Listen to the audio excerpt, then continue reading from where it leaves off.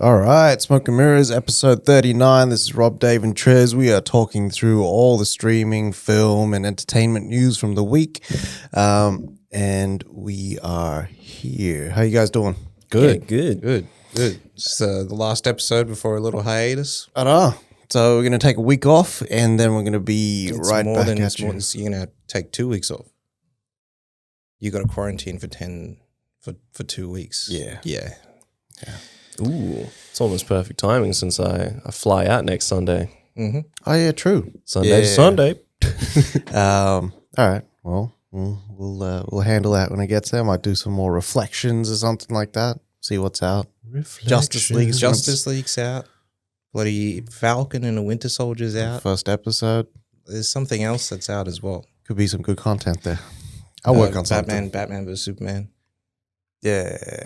I might Imax, though. Seen the movie.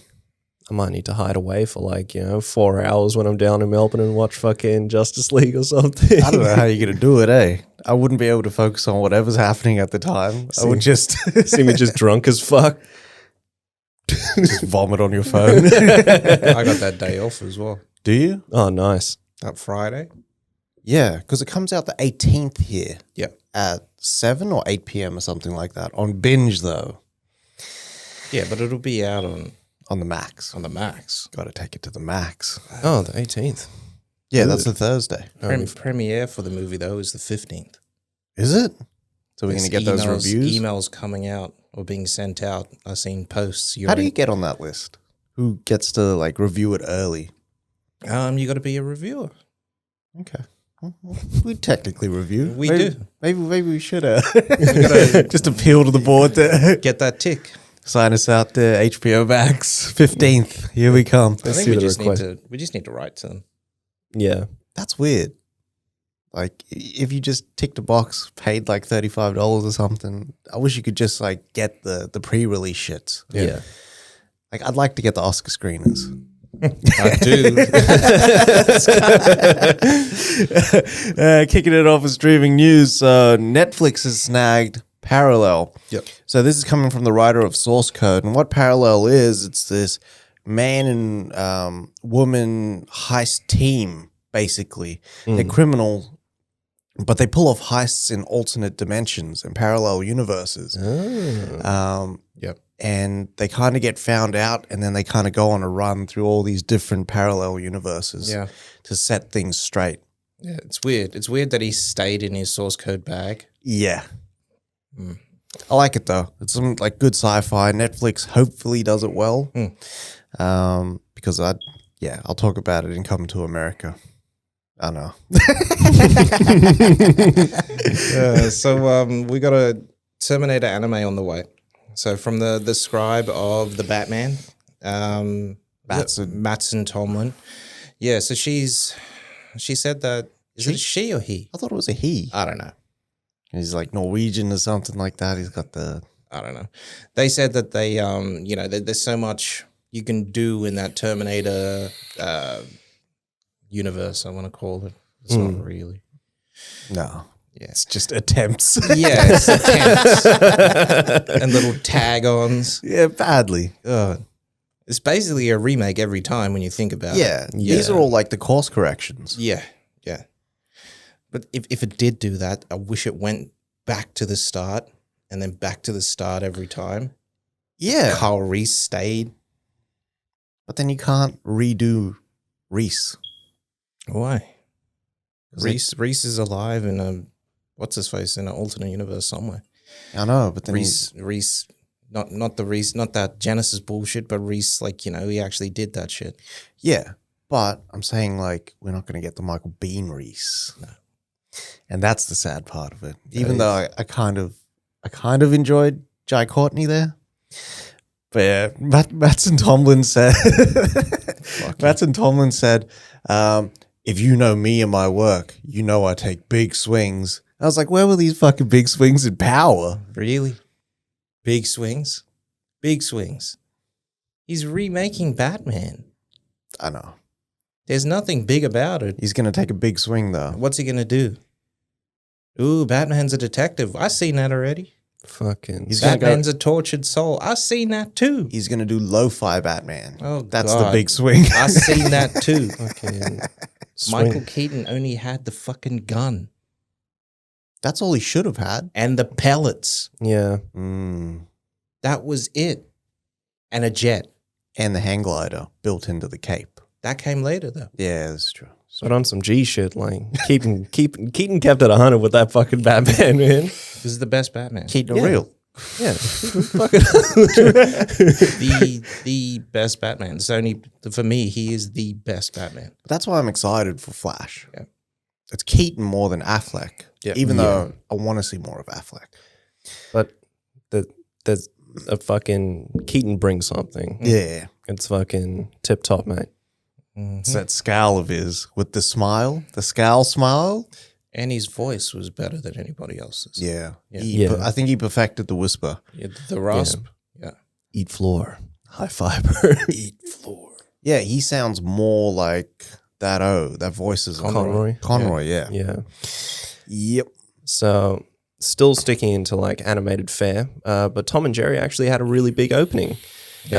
So it opened up to $4 million on its opening day, and it's projected for $12.5 million over the weekend. I was expecting this to not hit, eh? Yeah.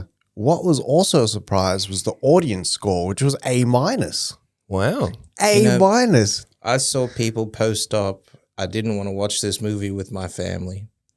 But then I put it on, and Can I Kick It was playing by Tribe Called Quest. Yeah, and then they were like, no, we can watch this. I was like, okay. Suppose the music is wild. Suppose the music is unbelievable in that movie. See, You didn't watch it with B? Nah, he watched it by himself. I was working. Righto. But he liked it, but he only liked it because of one bit. I asked him, out of 10, what would you give it? Yeah.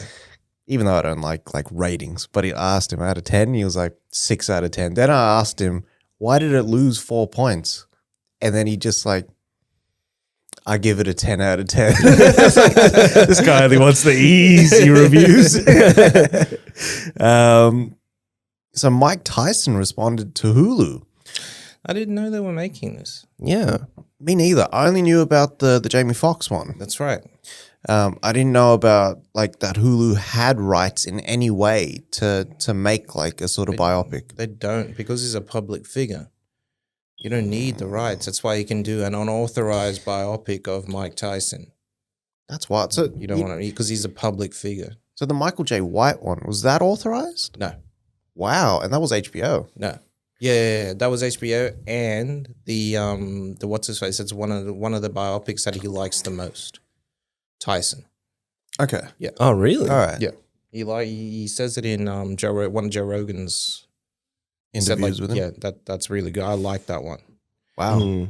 But yeah, he came through and he voiced his dissatisfaction with Hulu about making this biopic of his life. So he's got another one coming out himself. Yeah. That's actually authorized and all that sort of stuff. But yeah, for them to do this without his, without even him being, approached for it. Yeah. It's kind of weird. I don't like that. But so the team behind it is the I, Tonya team, right? Yeah. And I Tonya kind of had a feel to it. Yeah. Mm. So I'm thinking they probably didn't want his input because of maybe a direction How that they they're want gonna to take it. And how the characters might break the fourth wall or you know what I mean? And they might amp his life up. I don't think it needs to be amped up, to be honest, the shit that happens in this guy's life. Mike Tyson was at 11 all the time. It's weird to see him at a 2 now. Yeah. It's just so out of character to see Mike just regular guy, man. That's the growth, though. Regular guy. Yeah. That's the growth of a 20-year-old that wins the world heavyweight championship, Youngest champion in the world. gets into money, drugs, and women, and just goes off the rail, has no idea, doesn't have the tools to handle that shit. Mm-hmm. So that I can understand the draw for a property like this. Yeah. But why not have Tyson there? You know what I mean? Have him involved. I don't think he's even put out an autobiography or anything for them to draw on. Nothing. So this might all just be taken from media and all different bits and pieces. Which is the wrong source when you think about it. 100%. Mike said that when he's up there, when he was fighting and he was up there on the stage, that's an act. That's 100% act. He's playing the heel when he's up there on stage. So you know that I'll fuck you till you love me? 100% an act. Because he'd go back to his room and he'd be 100% calm. Wow. So for them to do all that and make that essentially gospel about what his character was, it's crazy, man. Yeah. You can't do that shit. Painting a very different picture of him. Yeah. Austin Butler and Callum Turner have scored the main roles in Masters of Air. So this is the follow-up to Band of Brothers and The Pacific. Yeah, this is the third one in that series with Spielberg's and Hanks. So this will deal with the airmen that kind of took the fight to Hitler's doorstep and kind of broke new ground for the British and American troops to sort of follow through. So this is set up at Apple. Wow. Yeah. Wow. Yeah. Isn't Band of Brothers and all that Paramount? HBO. HBO? Yeah. What happened there? HBOMax would have jumped on this. I know. I'm surprised that they didn't. But maybe the budget that they were asking for. I think this is like a full $200 million production. Well, it has to be. It's a period piece. You're going to have all the action and all that. Effects. Yeah. And they probably bring some like star power. Like the Pacific and Band of Brothers, like Damian Lewis was in there. Like there's a lot of people. Like the first time you ever saw Damian Lewis. Yeah.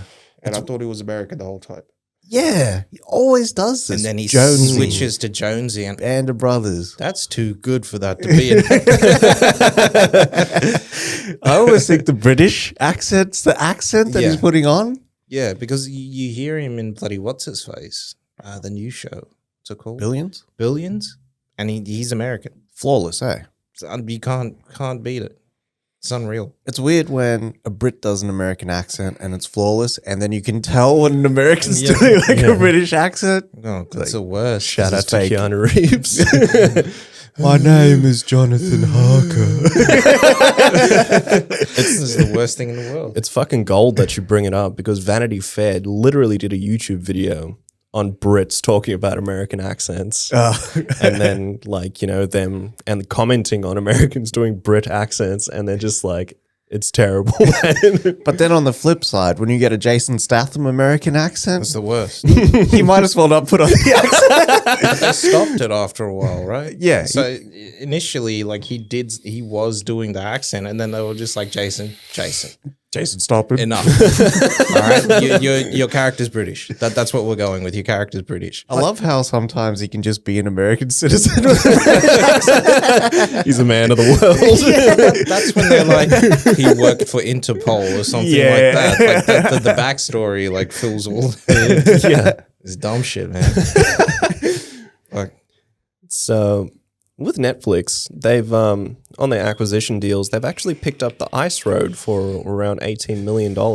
Yeah. So this is the story that where Neeson's an ice driver out in Canada, and there's like a remote diamond mine that collapses. Yeah. And he's setting up a rescue attempt to go get them. But then it's coming to the change of seasons. The lake that they have to travel over is starting to thaw. So you're getting all the environmental dangers. Yeah. Neeson getting his taken bag. is Gets taken back with the ice. believe me, it's a diamond mine. People are gonna try a heist. He's gonna have to kill people. Like we know how this is gonna play out. It's literally cliffhanger with less steps. Badly. It is cliffhanger. It is cliffhanger. It's like Ice Skater. Is that diamond mine on the water? Probably. It probably is. Those people are dead in 7 minutes. I don't know why the fuck he's driving out there. That's going to be the end 7 bit. fucking minutes, man. There's going to be a 16-minute end piece where they're going to live for 16 minutes. You know when they said what did they say? And Yeah, it's like a hidden unexpected things happen. threat. I automatically went to like the killer whale breaking ice behind. That's what I went to. Now you say that, I see Lee Neeson fucking riding that fucking whale. Hey, That's what's going to save him at the end. He's going to be like about to die. It hits 6 minutes, 59 seconds, and that whale brings him out the water and he's just laying on the whale. You know what they're going to do? He's going to leave the guy stranded on the ice, floating. And then the killer whales are going to start breaking the ice. And then, completely out of character for a killer whale, Obviously. they're going to eat the fucking guy. They're going to turn it into full-on orca. This is the worst. So Gugu and Mbatha Raw and David Oyelowo is they're set to star in The Girl Before. All right, so The Girl Before is based on a novel. I can't remember who wrote the novel. Yeah. But it's about this girl that goes to live in this house. It's all, deserted and, It's like one of those it's like weird. Really secluded houses and but it's artistry in the house is like unbelievable. yeah. And supposedly the architect of the house has extremely strict rules about what goes on in the house, right? So he dictates everything in the house. And because she's living in the house, she finds herself changing and whatnot. And then she finds out that there was this girl before and she actually died in the house. Yep. And then, so she's fighting against that as well. Reading that synopsis, I didn't even put together The Girl Before. So yeah, this should be good. I like this sort of thriller though. Same. The slow unravel. Yeah. It's what I like about like Haunting a Hill House and Bly Manor and that. Like Yeah. when like it looks perfect, but then it starts to just slide. Yeah. Starts to break away. I'm liking that. Indira Varma from Luther. She's in Game of Thrones as Ilaria Sand. One of her daughters is the whale rider. Yeah, Keisha Castle Hughes. Yeah. Yeah, kills it. Yeah. And the other one is Jessica Henwick from Iron Fist, Matrix 4. Fuck, it is too. Yeah. Oh, okay. Yeah. Mm. I don't know where the little cuties from though. So she's going to be joining the Obi Wan show. Oh, sick. Yeah. Okay. So the role hasn't been disclosed. There's no details on it. I'm expecting love interest or She's a bit too old.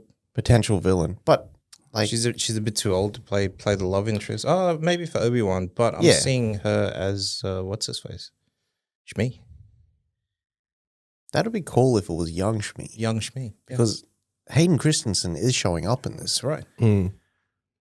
young Shmi. That's what I'm expecting. Yeah. Because she did. I mean, she had another, or she could be Aunt Beru. We don't know. Aunt Beru was blonde though. Yeah, it's true. Like classically white. Yeah, it's true. Very Caucasian. But she and not to shit on Shmi, you know what I mean? She was an older woman, but this Indira Varma looked great in Game of Thrones. Like she had that Gwyneth Paltrow yoga body from Iron Man 3. She's a machine, man. I love that chick. Yeah. I saw a picture recently where it was just, imagine being a fanboy for Star Wars since 1979 and then your family picking up the same mantle, getting a role in Star Wars and then bringing you to set to meet Mark Hamill. It was the craziest shit in the world, man. Who's the actor Can't remember. or actress? Can't remember who it was. Might have been that chick from Mando. You know, the one that's trying to get the Darksaber? Ah, Sack off. It might have been her dad or something like that. shit. Fire. But so we have can never always fuck this name up. Gore Verbinski. He's going to helm an adaptation of Sand Kings. So this is based in that 1,000 Worlds universe by George R. Martin. Yeah. And it's 1,000. This guy always has content. But it follows a man named Simon Kress. And essentially what he is, that he's like an exotic goods collector. He likes collecting animals, just anything of exotic nature. Until he finds this store called Woe and Shade. Essentially what's occurring there is that they have these 4 colonies and they call themselves, I think it's the Sand Kings, right? Something like that. this terrarium sits right next to Gizmo's cage. Yeah. Mr. Wing Shop. Anyway, keep going. Sorry. But essentially, wherever these beasts grow, they actually adapt to that weather condition. And it's really interesting as well. Like, this made me think of Hunter x Hunter, but I'll bring that up later. But it just sounds really interesting as well because they start adapting. You have the Maw, which is sort of like the queen for each colony. Yeah. And then they have their insect-like mobiles, which come through and provide for the Maw and build a castle around them. Because in these 4 colonies, they end up having wars, things like that. Yeah. So what's their colors? Red, white, Red, white, I think Blue it's blue and black or something blue, like and that. orange. Yeah. Yeah. White, black, red, and orange. Yes, white, black, red, and orange. It's crazy. Like they can only exist in their enclosure. Yeah. Yeah. But then once they escape and they go into his apartment, and then shit goes down because Yeah, now man. he's in there. Mr. Popper's penguins done Yeah, but popped off. That's because he's a real dick to them, right? So he starves them and everything, and then he fucking pits them against each other to make money and to see who would actually win. So yeah, he sounds like he's a bit of a dick as well. Because he's got his friends with him. Yeah. Taking bets and shit. Taking bets is dumb shit, and to starve them as well because they fight for food, right? Yeah. So it's just like an actual colony. Yeah. Yeah. Yeah, I'm excited for it, man. Like, if Gore Verbinski brings the same visuals, especially from The Cure for Wellness, Yeah. the visuals in there are fucking unreal. For real. Like, if they showed that at IMAX and you took, like, mushrooms or something like that, destroyed. Anyway, if he brings that to this, Yep. crazy. Yeah. Fuck yeah. Jodie Comer is going to play Josephine in Kitbag for Ridley Scott. This is cool, man. Oh, cool. So, Kitbag, and I only like sort of got this from reading the whole article, but it comes from there's a general's staff in every soldier's kit bag. Yeah. Sorry? There's a general's staff in every soldier's kit bag. Ah, okay. Meaning Right, anyone could be a general. Yeah. Like every soldier has the opportunity and potential. Yeah. Okay. Yeah. I'm liking this casting. Jodie Comer's great, man. Yeah. I really like her. Oh, she in? She was in she's gonna be in, I forgot what she's in before, but she's gonna be in not the other guys. Nice Guys. All Guys. The one with Ryan Reynolds. Oh, yeah. New guy. No. Free guy. Free Guy. Oh, okay. Yeah. Coming July 14th.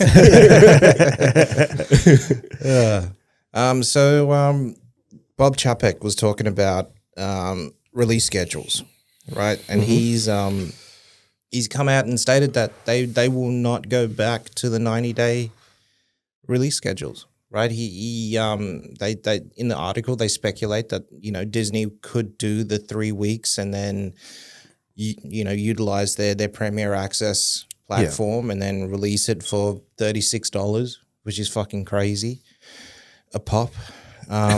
So they were talking about that, And people will pay. and people will pay. Yeah. Like I would, if they release Black Widow tomorrow, I buy that bitch. I buy it. It's in HD and all that sort of stuff, but I buy it straight away. I don't give a fuck. It depends on the title. It depends on the content. It depends. Yeah, for me, it depends. If they don't do this, they're not going to be making as much money as the other studios. Well, that's the other thing. Like it costs them to keep movies out at the cinema. The cinema, yeah, especially as the audience Dwindles. yeah, for the movies After 3 weeks, everybody in the world literally has seen the movie and moves on. and moves on. What this sort of gets me to though is, do you think that movies will go 100% no, it has to launch on this day everywhere on the planet? That's what they get around. We've seen that now with Bond, the last 3 outings, right? So September, everybody in the UK and the US would get a Bond movie, Yeah. whereas November, all Asia, which we're part of, gets that Bond movie. Yeah. So is this their way to get around that as well? I hope so. Like, this makes sense in terms of piracy. Yeah. Because everybody's seen the movie. That's right, yeah.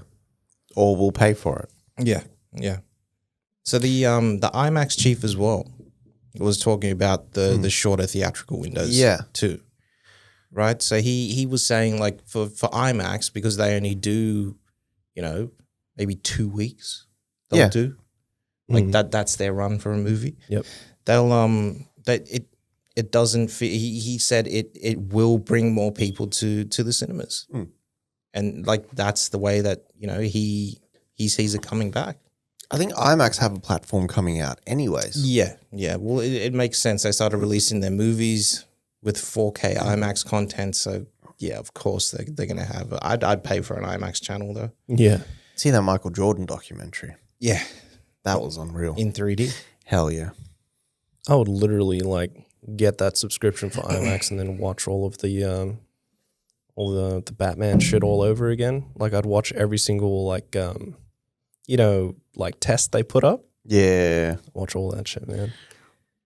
But so the Grey Man, which we were talking about the other week, it's added Regè-Jean Page, but it's also now added Alfrè Woodard and Billy Bob Thornton to the cast.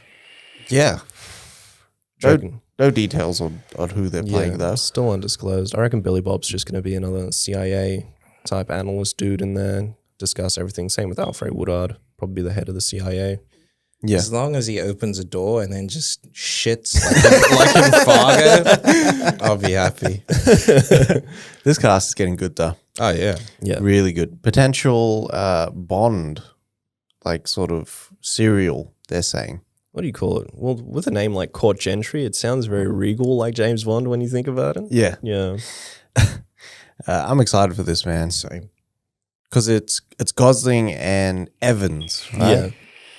I like that. Yeah. I like that. So all 6 Zack Snyder's Justice League chapter titles have been revealed. So it looks like the 4-hour movie is getting broken up into 6 parts, which will have like a title card, and all those were revealed too.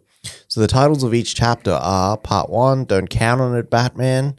Part 2, The Age of Heroes. Part 3, Beloved Mother, Beloved Son. Part 4, Change Machine. Part 5, All the King's Horses. And Part 6, Something Darker. So I'm thinking like The Age of Heroes will be that fight with Darkseid at the start.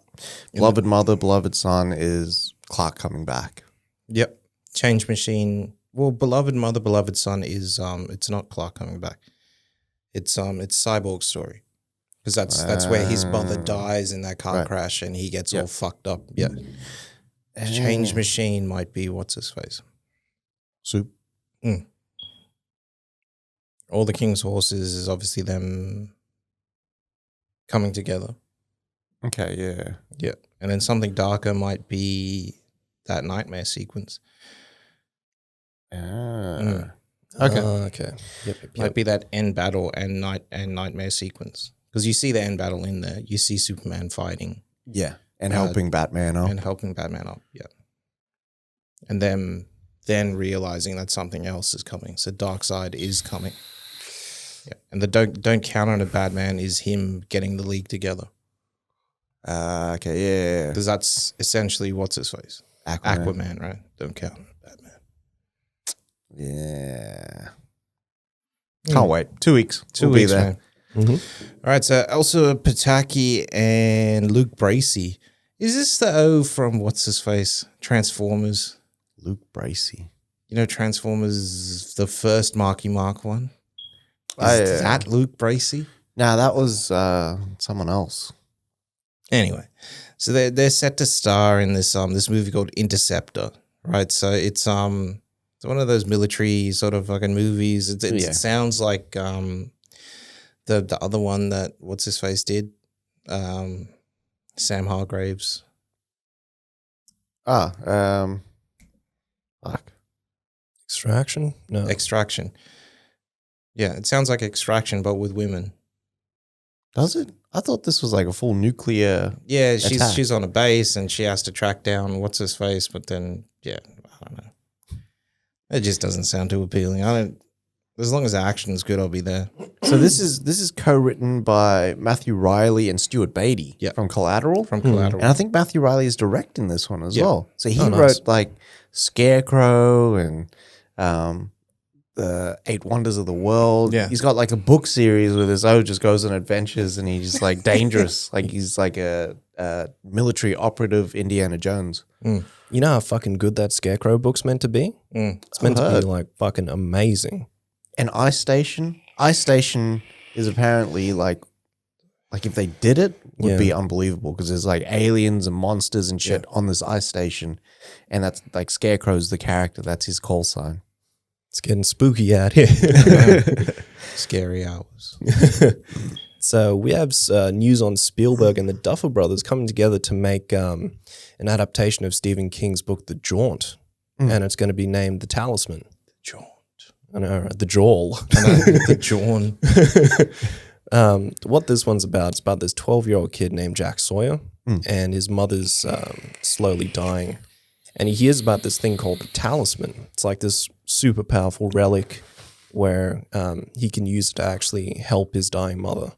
But then he soon learns that he can save the world with it. And so he goes on this crazy road trip to go and find this thing. But instead of just like traveling through our world, he's traveling through this like bizarro type land as well called the Territories. Yeah. Sounds fucking cool. Set in the dark tower. I thought it was. That's what It sounds like eh? it. Yeah. This is the one that King co-wrote with Straub.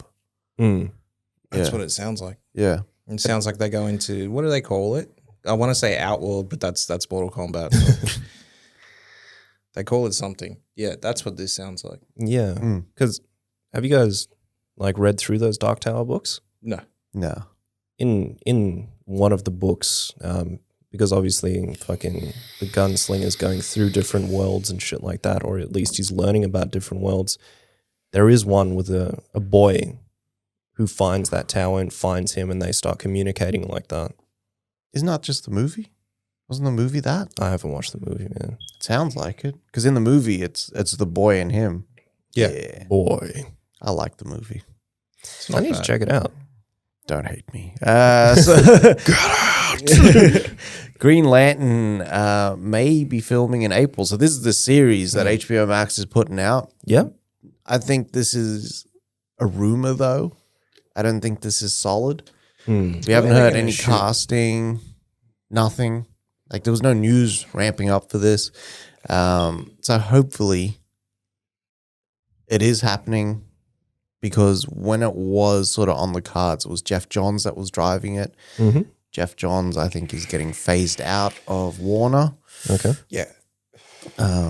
Because he was one of the offerings for Ray Fisher's silence.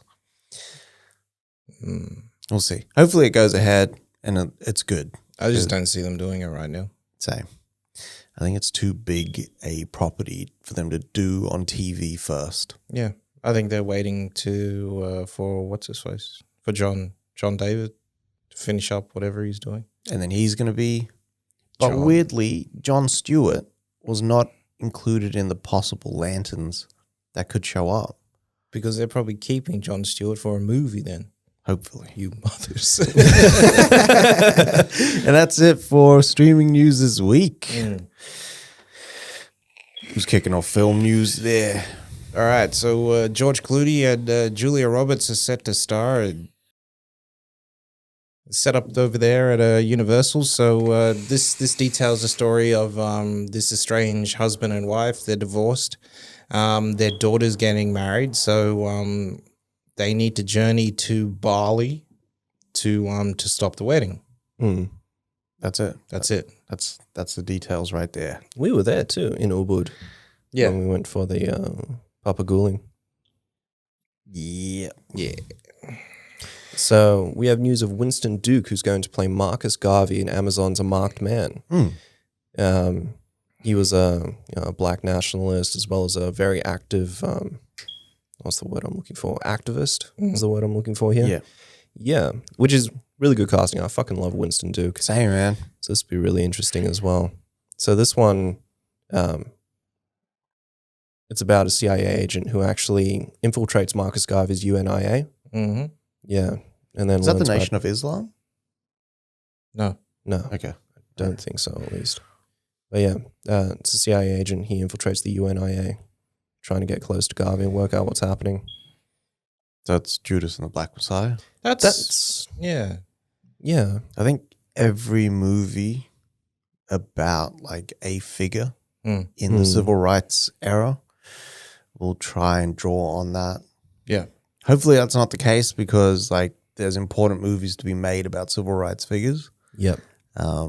And yeah, Judas and the Black Messiah just needs to stand on its own, man. Badly. Like Why would you sort of put this movie out? I think like this is almost like Paramount's answer to that. Literally, It's like, that's what it doesn't need feels to like. be. Doesn't need to be. Just make a movie about Marcus Garvey. Yeah. Yeah, they need to stray away from doing too many of these because it becomes more spectacle. Like we had Black Klansman and then we have Judas and the Black Messiah. It's not right.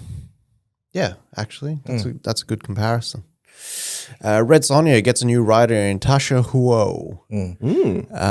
So she's actually been writing for like Fear the Walking Dead and like a couple of other TV shows. Lots of other stuff. Lots of TV. Yeah. She's an up and coming writer. So Red Sonja has been on the back burner since Bryan Singer got dropped. What's his face? Robert Rodriguez was going to do Rodriguez had this set up to do right after fucking Planet Terror and all that. And he had a poster with Rose McGowan. Poster, everything was good to go. Like he was shopping it around, Yeah. and it just never got picked up because I think at the time he had an affair with Rose McGowan. Yeah, but at the time as well, they weren't doing big R-rated sort of fantasy fare. Yeah, so they just didn't want to do it. Game of Thrones didn't hit just yet. Exactly. But yeah, now it's up and running. It's got the director from something else, something dramatic as well. Yeah, saw that too. But yeah, he's on board. Hopefully they get Schwarzenegger back in just to do his little piece and then Should just be King Conan. Yeah. true. That'd be cool. Yeah. If he's just King Conan. Just King Conan. He just sends her on a mission. Like he doesn't have to be like just cameo with the fucking beard. That's all we want. Yeah. yeah, it's just got to be the beard. Yeah. It's always him, man. Him sitting there with the sword and the beard. So fucking cool. Just waiting for shit to pop off. I know. It's always that picture of Goku, and it's like when you got the strap at the party. So Scott Cooper and Christian Bale are gonna come together again for this pause for this movie. It's an adaptation of this book called Pale Blue Eyes, right? So Bale is he's the hard nosed vet, fucking FBI agent, and he enlists Edgar Allan Poe, Young recruit at West Point. to investigate these murders at West Point. Yeah. Right. So these, I think it's 1938, 1830. 1830s, murders that are happening at West Point. So yeah. Hopefully this is better than The Raven. Oh man, it better be. Raven was 3 hours of fucking snooze fest, man. If they they just need to use Poe sparingly. Yeah. You know what I mean? And just make sure that he's there to sort of not mirror but show the opposite of what Bale's doing. Yeah. And Bale needs to drive this. Yeah. I hope it's more Bale oriented and not like the rise of Edgar Allan Poe Yeah. as the investigator. And like at the end, they better not try that. I'm going to become a writer. Bullshit. They will. Oh, fuck no. I already don't want to. It's Scott Cooper though, so he probably won't do it. Nah. Scott Cooper makes like the most sort of heavy films. Yeah. Like it's not fun at all. No. Hopefully Timothy Chalamet is just Edgar Allan Poe. Oh man, if they do that, because if Bale signed on, it's not shit. Yeah. Yeah. That's now. true. If you signed on now, it's not shit. Yeah. But if they change that script, Halfway through. And they mess with his lights. no. I don't think he likes that. So I think he likes the script to be locked down and everything. So he has time to sort of, okay, I can get into this character. Because he's prepping his body and his mind for certain things in that movie. Yeah. Even though he said on Vice it was the last time he's doing that. I can understand that, man. Yeah. He's getting old now. Yeah. I just see him like one day he snaps on set at Cooper or something for fucking something up, and he doesn't just snap at him, he FaceTimes Cruz to snap at him. Oh, you motherfucker. So Henry Cavill doing Henry Cavill things, he was getting his makeup done for fucking The Witcher, and there's a picture of him holding this multi-page document, and it just said secret film. I don't know, but you're gonna have to wait until hump day to find out. He's blurred out everything, but then people have managed to unblur it and find keywords like Geth and Reaper and Tali Zora. Yeah. And I get hyped the fuck up because I'm like, Mass Effect, Mass Effect. But yeah, so it's a possible tease for a Mass Effect adaptation for film, for live action, which is fucking crazy to me. And it's meant to follow after 3. So I'm guessing this means that in their ending of 3, everyone didn't die. Well, it's funny this because that's the what the next game is going to be, Yeah. right? So that next game is going to be set after 3, rather than completely all the way in the fucking future like the other one, like Andromeda. How far into the future was that one? Too far. Too far. Was it? Yeah. Too far. So it didn't continue that story either, right? Yeah. Shit. Because Mass Effect ends with a choice that you need to make. Like, do you save? Was it save your crew or save the world or whatever it is? Yeah, because or continue on with the world as it is, or change it. Something like that. Yeah. because as you progress through it, much like 2, with 3, like there's choices throughout the. If you don't do the side quest, you essentially fuck up. It was one of those games where it was like, you need to take the time to build the relationship. You love it.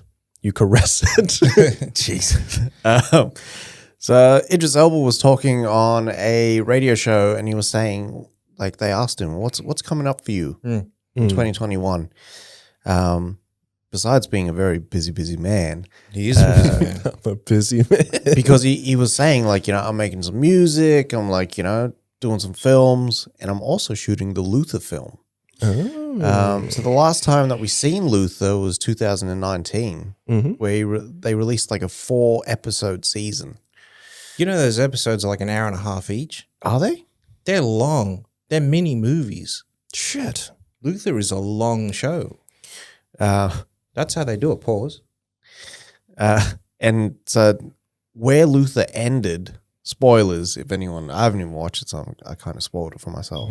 But where Luther ends is him going to prison, and then his serial killer nemesis, ally almost, takes this massive fall, and then you don't see the body. So she's out there somewhere. Yeah. But, like, I don't know. I might just go through Luther, watch it all. Yeah, man. It's only 4 seasons or something. Yeah, and the episodes, they're longer episodes, but there's only like 4 or 5 of them. So you can smash through it. Yeah. So it's like Sherlock. Yeah. It's just like Sherlock. It's on that same BBC network. Yeah. Pause. But I like this sort of character. Yeah. Like this sort of the hardened, quiet, strong, silent type. He's almost Gary Cooper. He's almost what's his face? He was almost Sherlock. You know what I mean? Like he's that smart, Luther, and that's what I like about him as well. Yeah. But yeah. So we got Bruce Campbell. So obviously he's hinting at his cameo in Doctor Strange. Yep. Yeah. We know it's gonna be in there. It has to be in there. He's in every single race. Is he in Drag Me to Hell? I think he is, but I can't remember Drag Me to Hell very well. I kind of want to watch Drag Me to Hell again. Same. Yeah. But yeah, he was hinting at his cameo. So He did a Twitter post, the exact same place and city that Benedict Cumberbatch and Sam Raimi are in right now. You know what I hope it is? So you know how we had rumors 30 years ago, more than likely now, 20 years ago, that he was going to be in Spider-Man 4. Yeah. And he was going to play Mysterio. Yeah. I hope he's playing Mysterio. That'd be so cool. Yeah. To see him take the the dome off and he's Mysterio. Fire. But he's still he's still the fucking thingy. The bellboy at the front of the theater. He's still got that fucking. It'd be crazy if like there's a play or something or a movie that they're making, and then he's Mysterio. Yeah, that'd would be be cool. But I was thinking maybe when they're doing their big battle and they're breaking open the multiverse and shit like that, one of them's just going to be him as Ash, and you see him kind of try and come through with the chainsaw, and then it closes up or something. That would be cool as well. Hell yeah. So we have, so the Dungeons and Dragons movie is once again, opening up its cast. So we have Hugh Grant, who is going to play the primary protagonist. And Sophia Lillis also joining the cast, but her role is still undisclosed at this time. Yeah. I haven't seen Hugh Grant in a lead role in a while. Yeah, he kind of aged out. He's in The Gentleman. But like in a lead role. Nah. Mans isn't a lead man anymore. Well, he was in that movie before as well about that politician, the one set in the UK. So he's a politician that was sort of, gay. Okay. Yeah. But he had a wife and all that sort of stuff to cover all that up for him. Yeah. Okay. Yeah. That supposedly was really good. Okay. Hugh Grant's always quality, man. Yeah. I could watch like just a movie on his character and bloody what's his face, The Gentleman. It's the best. He was the best part of that movie. Raimundo. Fuck, I feel like watching that. Same. It's the best movie. Moving on to Reynaldo, Marcus Green, who will helm a Bob Marley biopic. So this is actually working with the Marley estate as well. So Thank God. So Ziggy's actually in there. They're gonna like play the song, but Reynaldo said like they're gonna focus on the man behind the music and talk about like his journey, which I like. That's what you want from a biopic, but until we see it, it could be more Queen or Bohemian Rhapsody than it is Rocket Man. Hopefully, it's more Rocket Man. I want it to be more Rocket Man. Got to be more Rocket Man. But just simply them, having access to the estate is enough for me. Yeah, because there's been Bob Marley documentaries and not like movies, like really shitty Bob Marley movies that and they didn't have the backing of the estate, so you can't use the music and you can't use this and that. It's just terrible. Yeah, that ain't what it's about. But he just did something else too. Reynaldo Marcus Green. I think it was another biopic. It is. It's in there somewhere. Yeah, all good. So we've got early development has started supposedly on the 4th Jumanji. Yeah. It's weird that it's the 4th Jumanji. I know. But it's only because Robin Williams isn't there. Oh, whereas if it was like Robin Williams kind of shows up, it would be cool. They should never ever do that.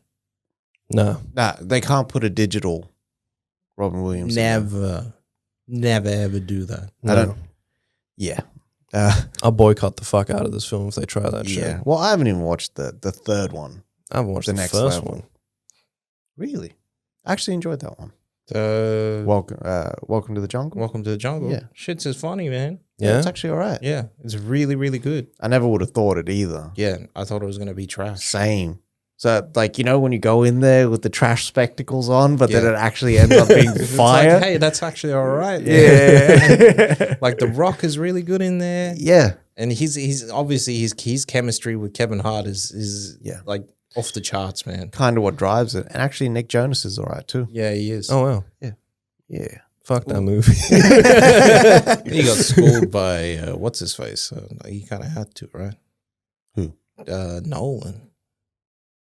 Did he? Isn't he one of the soldiers in, what's his face? Dunkirk? Dunkirk? That was Harry Styles. That was Harry Styles. Yeah. Right. That ain't been back since. Oh. Actually, he's going to be in that Disney Plus thing. Yeah. He's making big moves, actually. He was quite successful after that. One Direction. But so we have some more delays. So we have Fast and the Furious 9 moving from a May 28th release date to a June 25th. Yep. We also have Minions being pushed back a whole year. So it's going from June 1st of this year to June 2nd of next year. Yeah. And unfortunately as well, we also have A Quiet Place 2. So that's moving from, I think that was a May release to a September the next year or something. The opposite. Opposite. Yeah. They're actually moving it forward. which is great. Oh, right. Yeah. Thank God. Well, obviously they have to, right? So by the time that movie's out, Paramount Plus will be everywhere. Yeah. It'll be worldwide. Yeah. So they'll display for 45 days and then We'll have this by early July. Quiet Place 2, bitches. Yeah. You know how we do. Did Um, you guys see the walkthroughs of their app? no. No. Very, very Disney Plus. Really? Oh, yeah? To be honest, Good Disney, way or bad way? Good way. Okay. Disney, the interface is basically Disney Plus. It's nice. I like it. Cool. I like And HBOMax. Yeah. Yeah. Yeah. I don't really give a shit about Minions. To be honest, I thought this was already out. Yeah. Wasn't Yeah. it? Is this Rise of Gru? Yeah. I thought it was already out. Yeah. Like they did this. It was just Minions too. I don't know. I don't keep up with these films, but these films are really good. Yeah. Like I've watched 1 and 2 and I enjoy them. Mm. But I don't go on my fucking way for the Minions. Like it's Steve Carell for me, man. Yeah. And all the supporting cast, like the villain in 2, fucking hell, he's so good. And Fast 9, like, yeah. The villain in 2 is what's his face? Either Trey Parker or Matt Stone. Yeah. I think it's Matt Stone. Yeah. Really? Yeah. Yeah. That's so Wild. good. He plays that mad music as well. He does. All right, so we got Kalinda Vasquez. Mhm. So they're set to write a new Star Trek film. Yeah. So do we know if this is set, like nothing? It hasn't been confirmed. It very well could be. So it could take place in Picard's world or They could have the multiverse. righto. They're trekking through the multiverse, huh? Mm. They have to. They have to. They started this multiverse shit. And this is the fucking thanks. They started it. You know what I mean? Like they broke timelines already all the way back in 2009. Yeah. With fucking Star Trek. It's true. The Kelvin timeline. Yeah, the Kelvin That's what this timeline. one is. So- So I don't know if it's going to be set in the Kelvin timeline.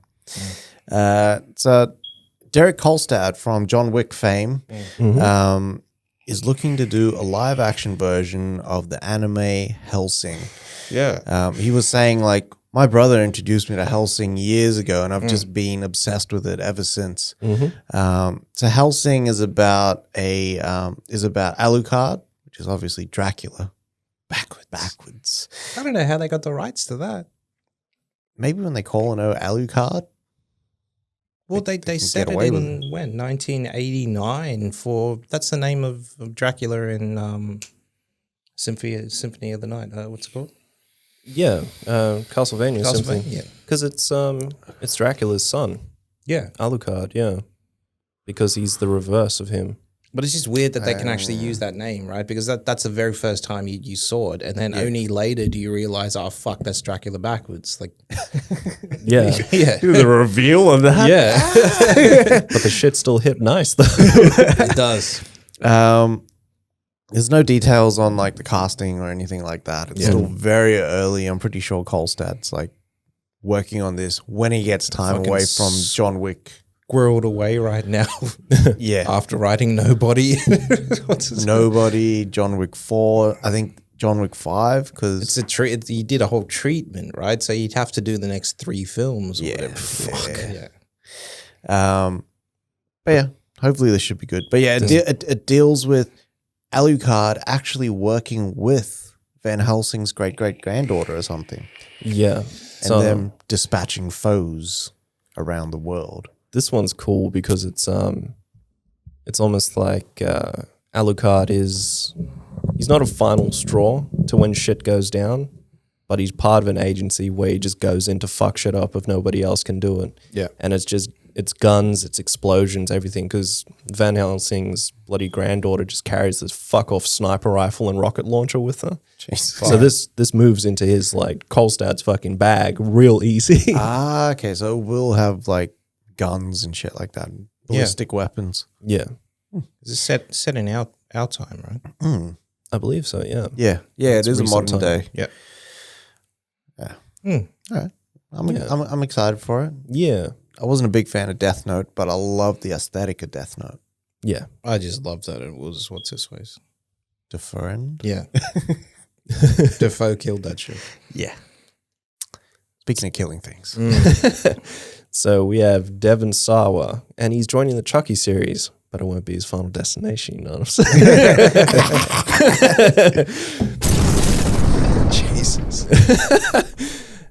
So I believe his role is still undisclosed at this time, but he'll be joining the Chucky series, which is not too bad. I wonder what he's going to do, because I already know that Chucky and the Bride are already filled out with the usual suspects. So Durif and Tilly. yeah. It's funny this because it's like, you know, that this town that gets, you know, someone brings in an old Chucky doll. So it's not going to be the new Chucky. It's going to be the old Chucky that they actually, which is fire. OG For me, Chucky. fire. Has to be the OG. Even though that doll was supposed to be cute and whatnot, still kind of look a little creepy. Yeah. It looked creepy from the go. You know Yeah. what I mean? Like it's just that, yeah. Dolls back in the day were different, man. But yeah, and then like all this shit starts happening in the town, so they got to uncover what's happening in the town along with like, you know, Chucky. But also, in that synopsis, it said that it's going to show you how a little boy became this voodoo doll. Mm. So it will explore like Brad Dourif, like that character, how he becomes evil. That's pretty cool. So I don't know if it's going to be like flashback, flash forward kind of, you know what I mean? Yeah.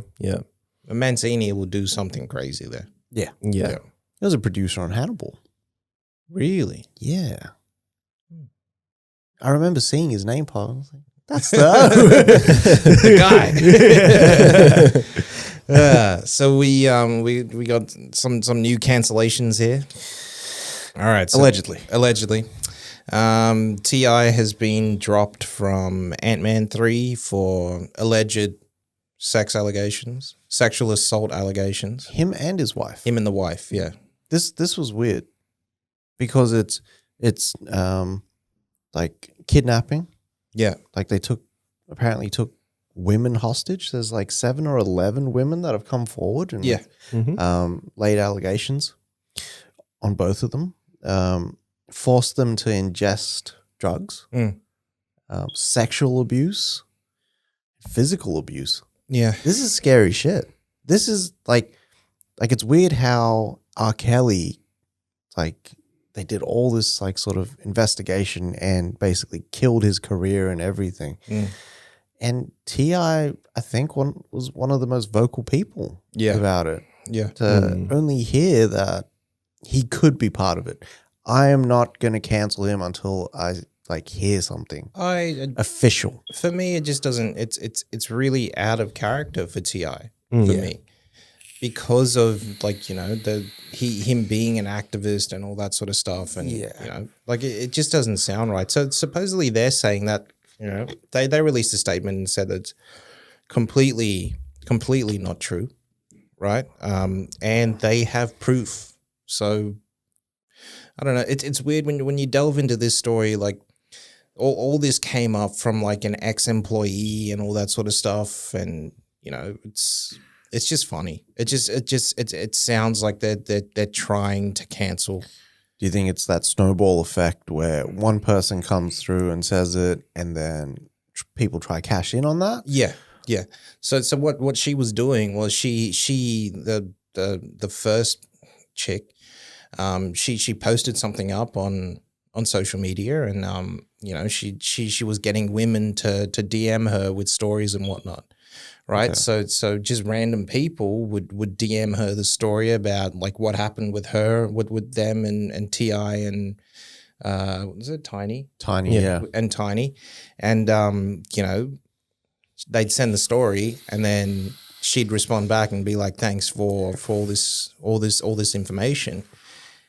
And then, like, you know, they'd show the DMs between the two, and they'd be like, you really believe anything? That whole story was made up but you'll still post it. She would run and post it on her IG and everything, and then it's just funny, man. It just doesn't sound right. Wow. Yeah, so it sounds like she's after money because like this chick the first chick that alleged like all this stuff, like they've been in legal battles and all this stuff beforehand. So it sounds like she's money hunting. She's pocket chasing. I don't want to condemn anyone. No, I don't. Until that case is finalized. Yeah. Because this is some sensitive shit, man. Yeah, but at the same time, like, how come we can see that until the case is finalized? This is when, he's off the movie. But until then, like, fuck, it's still allegations. Yeah, 100%. Like, innocent until proven guilty. That's right. That's just the culture. That's the cancel culture. Fuck, I hate that shit. If I hear a rumor about you, I won't wait until it's verified. Oh, if someone said it online, it must be true. Yeah. Internet never lies. Fuck off. Yeah. They even tried to cancel Eminem. Eminem got like a pair of Jordan 4s that are like $23,000. Yeah. I obviously don't have Eminem money. No. Yeah, but that shit's just dumb because it's all these dumb fuck TikTok cunts that are like just like only now finding out about fucking Eminem.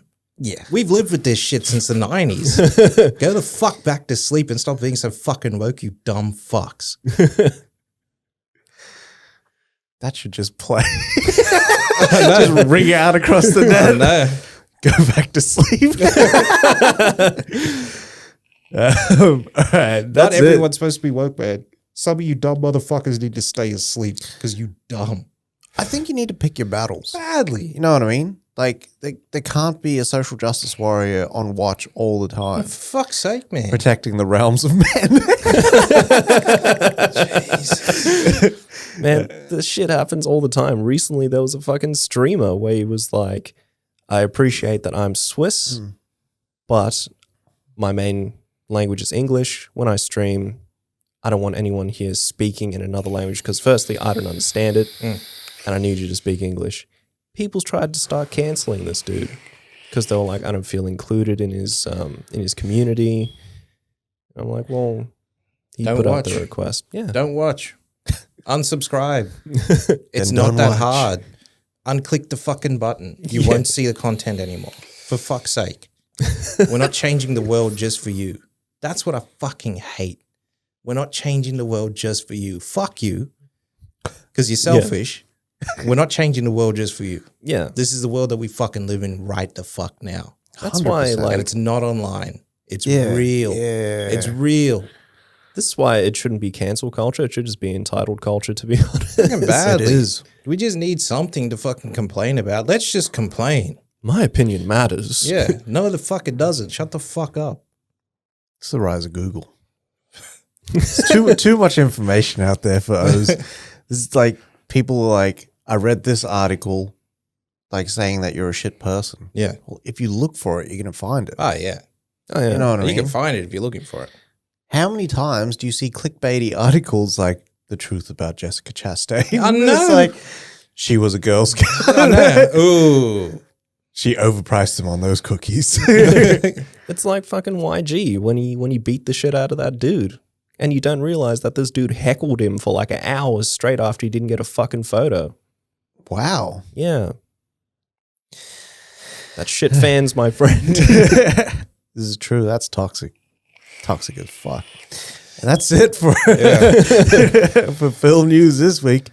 Heading into trailers, not much of a trailer, but in the promotional material for Justice League, we got a clip from FanFest, which kind of gives you a look at the heroes on the source wall. Yep. Mm. As well as some nice Easter eggs and whatnot in there as well. Kind of like their history and everything Yeah. building up to it. You don't realize how much history is actually there. Yeah. Yeah. How much they've built into those movies. This was nice. Yeah. Very solemn. Yeah. It was like the sequel to Hallelujah. It was. Hallelujah. Same guy as well. Buckley, Oh, really? Jeff Buckley. Is it? Yeah. He Okay. got to play. They asked him to play. he had to play to see it, and he sang that song. It can't be Buckley because Buckley's dead. Jeff Buckley's dead. It's not unless Buckley, it's a it's cover someone of else. Yeah, but yeah, that story's sad. Yeah. Buckley done jumped into off a bridge into water, killed himself. Shame. Jesus. Yeah, I know. At the height of his fame too. We got a trailer for The Seventh Day. This is the Guy Pearce exorcism yeah, horror movie, which kind of it sort of reminded me of Deliver Us from Evil. I was just gonna say, yeah, Had that kind of tone. Exorcism of Emily Rose, where he's the priest that isn't really the unorthodox priest. Yeah, he Which is sounds fucking wild when you say it. Yeah, that connotation shouldn't be there. Yeah, no, because there's been some dirty unorthodox priests. Yeah. Pell better not show up. Oh man. So yeah, he's kind of investigating and looking for evil. Yeah. And also bringing this other young priest up. And then they find this spirit in this boy. And then all this weird shit starts happening because it looks like there's an army being sort of built up. Being amassed, yeah.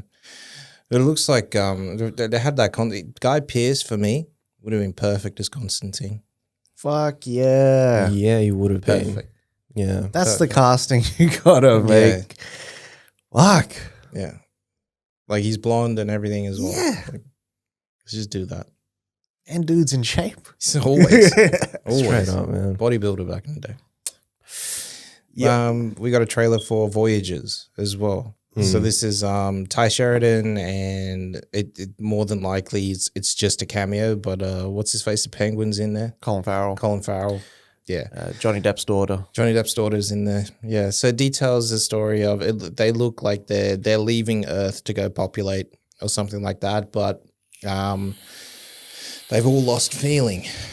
Yeah. And then they discover this drug that they feed them every now and again, and it actually allows them to feel.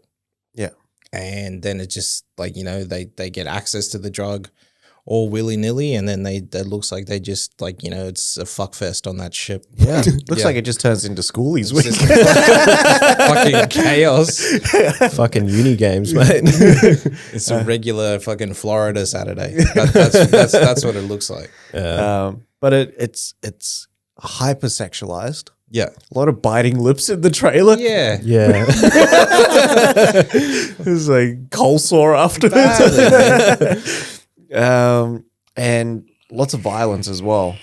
Yeah. So they're amping them up until everyone just rips each other apart. Yeah.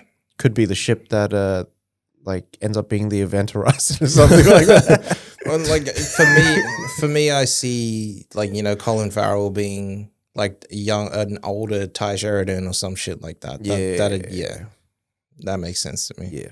Oh, he's just recounting. Yeah. We got a trailer for Thunder Force, which is Octavia Spencer and Melissa McCarthy. And it's them being superheroes. So Melissa McCarthy is indestructible and powerful, and Octavia Spencer is invisible, and she's also the brains. So she's created this serum and this machine that creates superheroes, and then So with the rise of the superheroes, you also get the rise of the supervillains with Bobby Cannavale being the villain in this. Yeah, so they go up against him. There was some the tone was very, very kiddie. The production values are there. It's on Apple. No, it's on Netflix. But they kind of get to this bit where Octavia Spencer's like, "Don't throw that bus," and Melissa McCarthy's like, "I can't hear you. I'm throwing a bus." And she ends up throwing it, and looks like she just kills a whole bunch of people, and they laugh it off. Righto. Okay. Yeah. This wasn't for me. I didn't hit for me. I didn't watch the trailers. Didn't hit for me, but Didn't there could be an appeal to me. audience out there. Of course, 'Cause, it's Netflix, and people will watch it. Yeah. And it's Melissa McCarthy and Octavia Spencer. So Some people like that on the nose slapstick shit, man. yeah. Yeah. We got a trailer for An American Satan, which is a deep dive documentary into the Satanist religion. Yeah. Mm-hmm. The trailer that we watched was really dark, and Yeah, it painted Satanists out to be evil. That trailer did. This other trailer that I watched though was like this very level look at the religion. So it was them dispelling a lot of the rumors and hearsay and bullshit. Yeah. Like I think the head of the Satanist church is on this talk show, and the guy's like, "So do you have some little devils yourself at home?" And the guy's like, "Yeah, I got two." And like the guy's like, "Are you going to raise them as Satanists?" And he's like, "Yeah." And then he's like, "But I won't be telling them to rape women, slaughter goats, and make human sacrifices and shit like that, because that's not what our religion's about." Yeah. So I'm interested to watch it, not because I'm interested in becoming a Satanist and I believe in Satanism, but because like seeing that kind of like opens your world a little bit to that. I want to be more informed about it. Yeah, like for me, that the trailer that we watched, like for me that's scaremongering. Yeah, you know what I mean. Like that was the angle. That was the angle. I don't like that sort of shit. Like, yeah.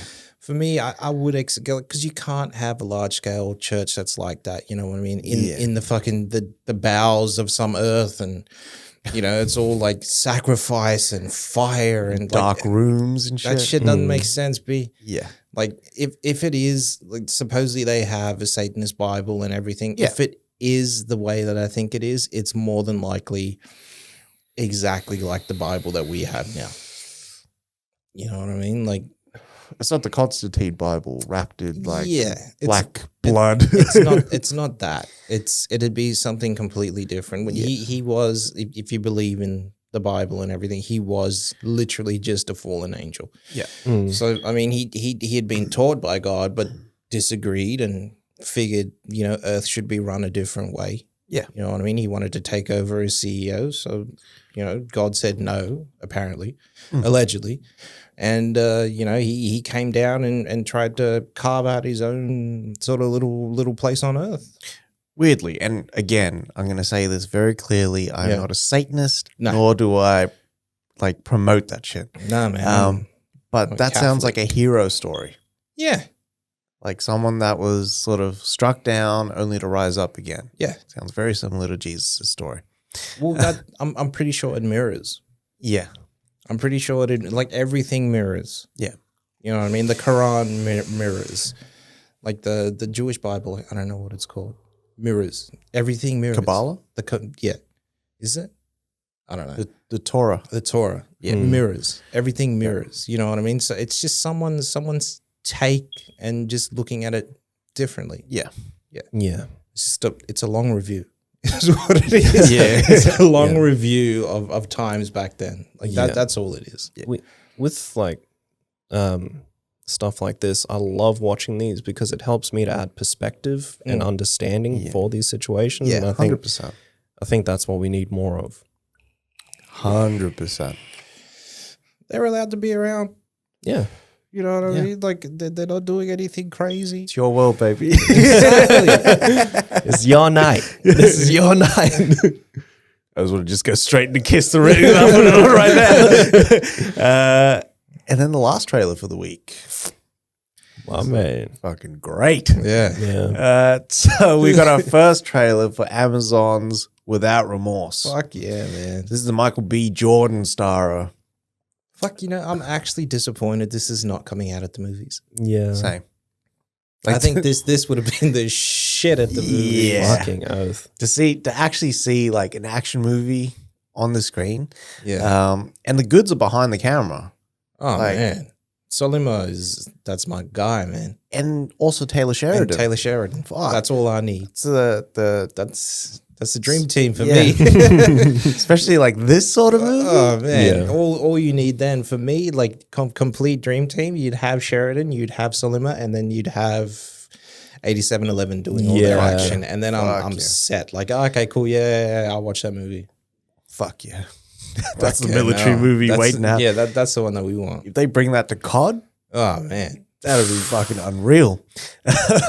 So we see what's his name? John Clark. John Clark. Yeah, We see him as a soldier, and then like he gets gunned down, and then it cuts to like the government sort of shots of 3 people in his unit have been gunned down. It looks like they're hiding something. Yeah, Or covering something up. Yeah.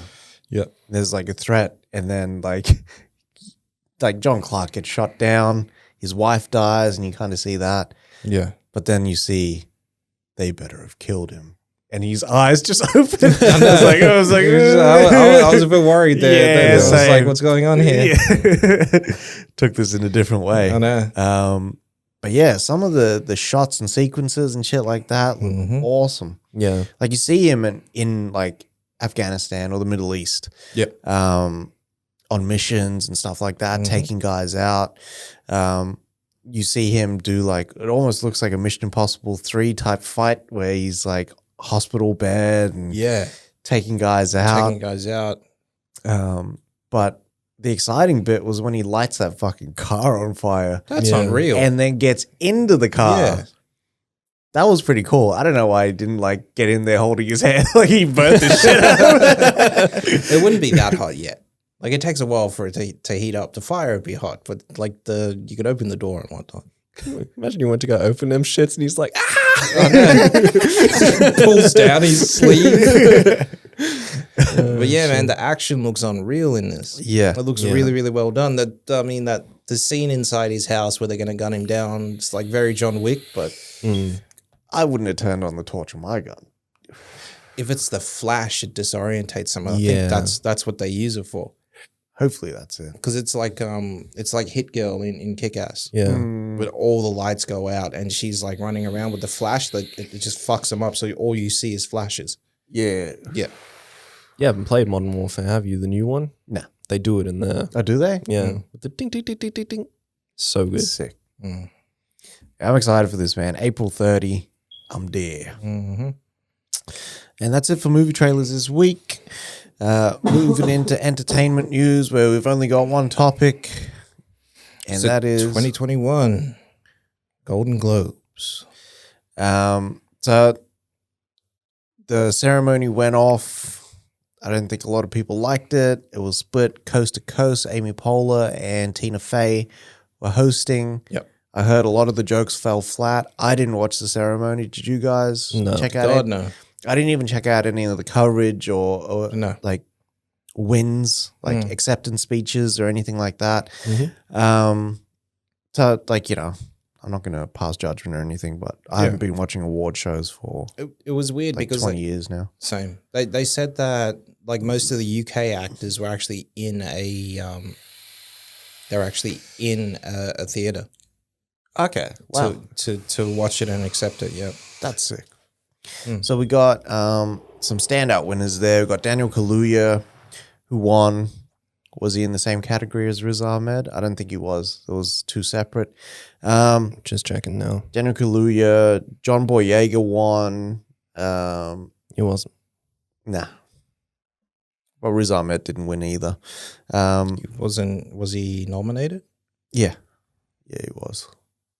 I believe he was. Yeah, he was for best actor, best performance by an actor in a motion picture. Yeah, motion picture drama.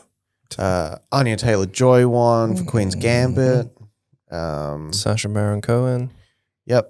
Chloe Zhao won for Nomadland. Yeah, best motion picture, man. Nomadland. Overall, best motion picture. Best motion picture drama. Wow. Yeah. Okay. So they went up against The Father, Mank, Promising Young Women, and The Trial of the Chicago 7. Wow. That's a big win. It's weird though because that Minari movie wasn't there either. Wasn't it? I thought, okay. Minari did win something, but it was something else. Best motion picture foreign language. Okay. Okay, yeah. It's weird that Minari is a foreign language picture, but it's a USA produced. Yeah, which is crazy. Jodie Foster won for The Mauritanian. Yep. Chad Boseman won for best actor. Ma Rainey's there. Yeah, for Ma Rainey, which I still haven't watched. Same. Sorkin won for Trial of the Chicago 7. Nice. That was best screenplay. Nice.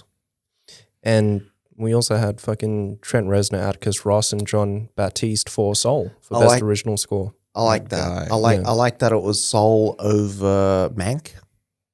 Right. Yes. Soul had a because they were nominated twice.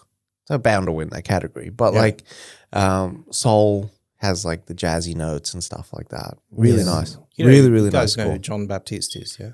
No. He's the guy, he's the music director on Colbert Show. So you'll see him playing, that's shit. John Baptiste. Yeah, it's cool. Ah. It's cool. That's pretty Rosamund cool. Pike won. For I Care a Lot. I Care a Lot, yeah. Jason Sudeikis for Ted Lasso. Yes. He was high as fuck. Was he? Yeah, man. He was just in his home, just in a hoodie and whatnot, and he's blazed, son. Allegedly, it looks like he's blazed. You know him and Olivia Wilde will fucking smoke. Oh, yeah, they blow down all the time. Hey, I wouldn't mind blowing Pause. down with Olivia Wilde too. Oh, man. Yeah, there's some big wins there, man. Yeah, man. Like I'm kind of glad like Chloe Zhao got it because I enjoyed Nomadland. So Yeah. best television drama winner was The Crown, but they won over Lovecraft, Mando, Ozark, and Ratched. Mm-hmm. Wow, Mm, The Crown had some big bits in there though. yeah. Big performances. Was like, it better than Ozark? nothing's better than Ozark. Ozark is amazing. Ozark's like, yeah, I can't wait for that next Yeah. season. And we also had Boyega win. Yeah, for Small Axe. Yes. Yeah. Best And- performance as an actor in a supporting role in a television series, yeah. So that episode is him as one of the first black police officers. Jesus. Yeah, and the shit that he endured Yeah.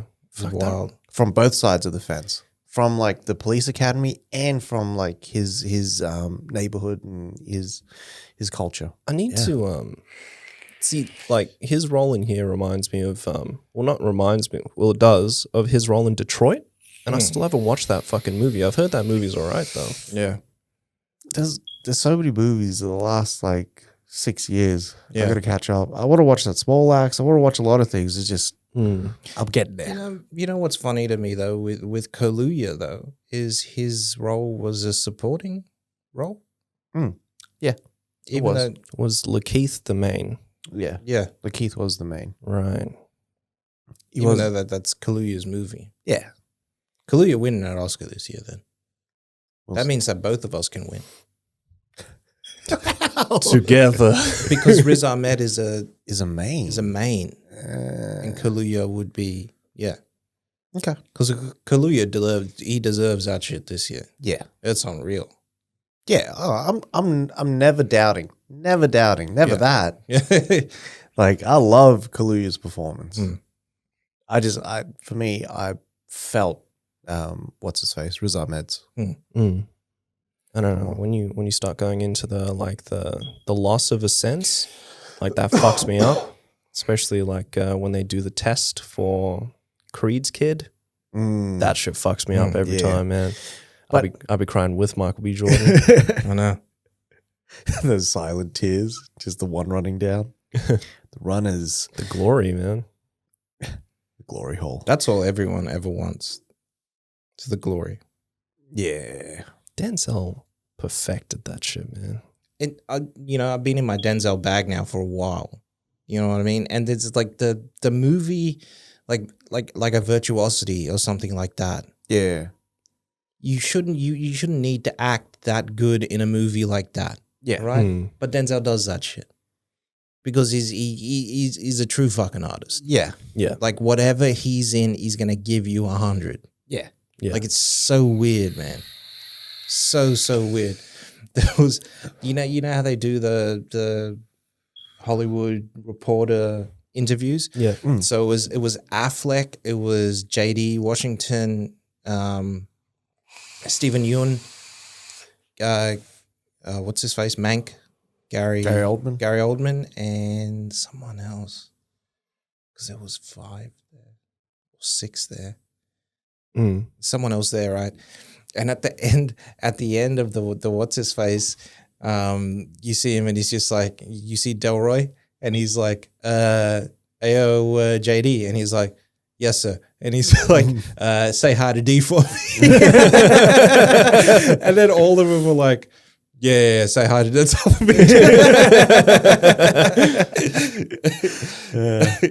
That's mad shit. I wonder what that like family catch-up's like. I reckon it'll be very normal, but at the same time, like it'll be so cool to have Denzel as your fucking dad, man. It's fucking shit. Yeah. Denzel knew, like he talks about it, he knows what builds, like, you know, a really, really good child is, you know, having fathers around. Yeah. As well as a mother. Yeah. There has to be two. Yeah. Which is what he's strived for, like his whole time. Yeah. I love that that speech he gave when he won, was it an Oscar or something? When he was like, I told my kids, if I win, we'll celebrate, but if I lose, we'll celebrate. Yeah. That's the shit. Yeah. That's it for entertainment news. That's this it. week. What did you watch there, champions? We all watched WandaVision, the finale. One Direction, One Division. So yeah, I mean, what do you guys think? I thought it was a fire episode. It literally started. There was no bullshit at the start. It was just like bang, let's go. Yeah. It literally looked like they just cut that second episode in half. Yeah. Like the last two they could have played like in one. Just back to back. Yeah. I liked it, man. So she can't cast the magic in that what's his face? In that room. Oh, yeah. In the room, yeah. But then Because of like the runes. but then she learns the runes. That was cool. I liked seeing that. It almost felt like God of War imagery to me. Yeah. Yeah. Like those big runes. Yeah. Like seeing her reverse the shit on Agnes and put her into her own like feelings. That was cool. Put her in her bag. I like the reveal of her final suit. It was finally we got a suit that's, you know, properly. Yeah. I kind of wish that she didn't have a headrest though. Yeah. I kind of wish it was still just the magic. That would have been cool. Crazy. Yeah. Yeah. What else did we see? So we saw the two visions fighting, and then the second vision when they have that sort of we are the true visions together type thing. Yeah. And then the other vision flying away after he's realized and he's unlocked those memories. So my theory about like them merging was totally blown up when I see that shit. I thought they were going to do it, man. Pause. They did it. They merged. He shared. He just didn't phase into him and just become the real vision. But he gave him all of his old memories, so he is the vision now. Yeah. See, I didn't know if he like gave him like his memories that he's got, or if he just unlocked them, because he said he unlocked I all stored of those, them. Yeah. So I was like expecting like his body to change and everything. Not just yet. It was just the eyes. Yeah, it was just the eyes for now. I think he will eventually get all of his color and whatnot back. That's like the eyes are the window to the soul. Yeah. So his soul is like fixed. This is a big episode. Like the fight between those visions kind of reminded me of Superman Zod fight. Yeah. Yeah. Yeah. The way that it was shot. The production values were unbelievable. Yeah. It was, it's a mini movie. It's true. What they're doing. It's true. I love the fight though with them using the phase to fight was like that was unreal. Like I'm gonna try and Thanos rip out your fucking stone and then I'm just gonna phase and then So that's obviously what Vision would have done to Thanos, right? If he could phase. Yeah, but that's why they had to break it. That's why they had to break his phase. What do you call it? I love that when he goes to go punch him and he phases through, but then he catches him there. Yeah. That was sick. And then there was 2 post-credit sequences as well. Yeah. But you get to, before that, we get Agatha talking about essentially the Book of the Dead. Yeah. Right? Yeah. And what the Scarlet Witch is and how she, it's weird because we hear about Nexus and whatnot in the show. So Scarlet Witch is a Nexus being, right? She is the same in every multiverse. She's exactly the same. Oh, shit. She's a being that doesn't change throughout the multiverse. Okay. Yeah. So that's also like something that they'll probably delve into in that strange. Yeah. Yeah. That makes sense. Yeah. Shit. So my understanding of like the end credits where you see her and she has a little shack, which looks exactly like the send-off for Stark at the end of Endgame as well. But her like looking through and reading that book, my understanding was that she's searching the multiverse and then she hears her kids and she's going to start. Yeah. I thought that as well. Like now she's unlocked that ability. She's But level 2 now. But like it was almost like she was training as a sorceress. Yeah. Like because she's doing the same thing Strange is doing. Yeah. Yeah. You know when he He's resting his body, and he's training his reading. mind. Yeah. But Yeah. also in Infinity War when he's going through all the different possibilities. Yeah. And he's kind of like he's doing the same thing. Yeah. Agatha also touched on the fact that she's stronger than the Sorcerer Supreme. Yeah. Yeah. But So she when said it- Sorceress Supreme. When I was reading the subtitles, it said Sorcerer Supreme. Did it? Yeah. Okay. All right. But it's just the title. Like, Yeah. I thought maybe there'd be a Sorcerer Supreme and then Sorceress Supreme. she's like the Sorcerer Supremist.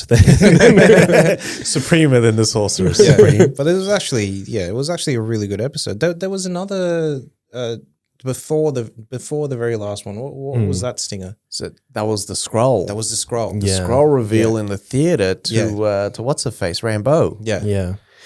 yeah. And he wants to see you. Him up there. It's Nick Fury.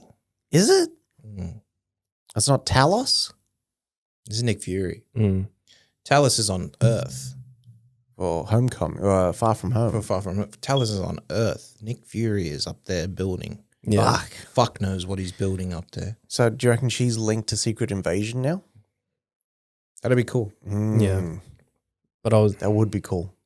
I was also right with the whole Mind Stone thing, how Wanda caught a whiff of that when she opened up the staff. And that's what created Vision. Pause. Take a whiff of that stuff. Oh, fuck. Yeah, because she says that you are the manifestation of the part of the Mind Stone that I keep inside of me. Yeah. Yeah, And we learn that the Scarlet Witch is forged. Which could lead to some kind of backstory as well. So Jules was doing some investigating, and she was like, "There's this being called Chiton or Chichon, and he's from the Chaos Realm, yeah, Mm. and he will like sort of appoint a person to be the vessel for the Scarlet Witch." yeah. Okay. Yeah, Which is why sometimes she changes in looks, but she's still the same character. Yeah. So Agatha, at the end of the episode, so she ended up being the main villain. No Mephisto, no Doctor Strange cameo, nothing. Yeah. It was all Agatha all along. No Mordo. I know. No Magneto. I was really No hoping for Magneto. that. Same. Yeah. But it almost would have been too easy for them to just bring all these characters in and shy away from Scarlet Witch herself. Yeah, very true. And they also broke down Evan Peters' character. Yeah. Yeah. Boner. Bonus. That's a throwback to not different strokes. The Kirk Cameron one. Or Growing Pains? Growing Pains with Kirk Cameron. His best mate, his name was Boner. It's wild. So Agatha's almost bound because she can't use her magic within that realm, and she stays there apparently. Yes and no. It's funny though because she put the runes up Yeah. and then destroyed the world. Yeah. Agatha still had on her mother's what's-his-face amulet. So she, like, in theory, She'll be back. She'll be back. Yeah, maybe this will tie into Mephisto actually coming in, getting her, and then shit pops off again. Is he a big bad for what's-his-face? For Strange? Yeah. All right. Because he's like the deal maker, essentially. Yeah. And she talks about making the deal. Well, Agatha does. So maybe she made the deal originally, and that's why she became like the evil witch. Yeah. And he just told her how to get all those witches' power. Yeah. But he's also the guy that brings Ghost Rider into the world. Yeah, he does. The Johnny Blaze Ghost Rider. Johnny Blaze, yeah. Do you reckon they'll have a Cage cameo at some point? No. Hopefully not. Well, it's weird because Agents of S.H.I.E.L.D. supposedly dealt with the same book and everything, Yeah, the Darkhold. the Darkhold, but they supposedly that's in a different universe. Yeah, that was the Latino Ghost Rider where he's a Yeah. stunt driver or something. Like Yeah. that. Yeah. It's fire. That guy ended up being the T Yeah. whatever in Dark Fate. Yeah. Oh, it's that guy. Yeah. Nice. Yeah. I don't mind that guy. Same. He's cool, man. Yeah, that's cool. Isn't he in Sicario as well? No, he isn't. I don't know. I don't know. He's probably going to be in a lot more things. Oh yeah. Pause. Yeah. Should be good, man. Yeah. I'm liking that it's going to be in the movie, but I know it's not going to be fleshed out. Yeah. Like we want it to be. Like I want to spend 6 more hours with Wanda and kind of explore that how Vision's going to come back and where it's going to kind of go. It's funny though because they said that you know how they parallel the Incredible Hulk. Give me your power. No, with the fact that she's in that cabin and whatnot. Oh, yeah, it's yeah. almost like the same cabin. People are saying that that's Sokovia that she's at. So that's where that piece of Earth actually hit Sokovia and destroyed it in Avengers. Yeah. Because you see the memorial. There's a shot of the memorial for Falcon and the Winter Soldier and Zemo standing in front of it. And it's all the water and whatnot. And it's almost the same place. So it might just be like, you know, she's there. Yeah. Yeah. That makes sense too. I love Because they wouldn't expect to look for it right there. No. Yeah. Very true. Is Martin Freeman back for Falcon and the Winter Soldier at any chance? I don't know. Not that we know of. Maybe he'll be back for Black Panther 2. I hope so. I liked his character. Yeah. Same. Cool. You say anything, Zap, please. Please give me a reason. But yeah, that's it for Marvel shows until next week. And then Back to it. Falcon and the Winter Soldier, mate. Yeah, another 2 weeks. It's an hour. It's an hour long, these episodes. Yeah. Sick. Can you download Disney Plus shows? Yeah. All right, sweet. Because I'll probably download and then watch it on the flight. Yeah, man. Do them hits. Yeah. I mean, you've also got 3 hours or 4 hours of Justice League there as well that you can, you might have to just get binge and then download. Trash. Just hit them with the mad VPNs. Yeah. All right. So I watched this week, had a massive week this week as well. So I watched Need for Speed, The Drop, Rocky 5, Casino, Coming to America 2, Boss Level, Young Adult, Alex Cross, Gattaca I watched last night, A History of Violence, and Safe. Safe is the Statham one? Statham one. Yeah. The Drop. That's the Hardy and Gandolfini? How was that? Fire, man. Stephen Knight did that one? I think so. Was it good? It's awesome. What is it about? Because I always see the gun by the bridge. Yeah, they run this bar, right? So at any time, you can get a call from, the Russian mob, and your bar will be the bar for the night that they'll do their drops on. Right. So okay. you will basically just secure the money. Someone will come in maybe the next day or on the day, pick up all the money from everything, gambling, everything for the night. So you can expect there to be like $5,000 sometimes, right? Or more, depending on the night. So if it's a Super Bowl night, there'd be hundreds of thousands of dollars. Yeah. Right. So that's what they do. Is that Tom Hardy and Gandolfini take care of this bar that's a drop bar. What happens is someone comes in and robs them, and they need to come up with the money for the drop, for the drop that was stolen. Even though it wasn't their fault, they still need to. But it's all right because it's only like $5,000 that night. It was a slow night, right? And then just all the shit that happens throughout there. That's wild. It's cool, man. Sort of like Running Scared kind of vibe, where he's like chasing. No. Okay. It's not that much action. Okay. Yeah. But the Hardy's character is just cool, man. Is he? Mm. I gotta check this movie. And the out. accent is on point. It actually sounds like he's from like Brooklyn. Wow. Yeah. Gandolfini is always. It's one of his last movies, guy, man. Yeah.